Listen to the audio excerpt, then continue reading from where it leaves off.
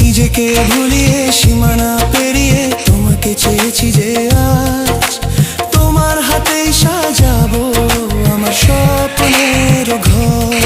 আমি তোমার প্রেমে পড়ে দুনিয়া ভুলে গেছি।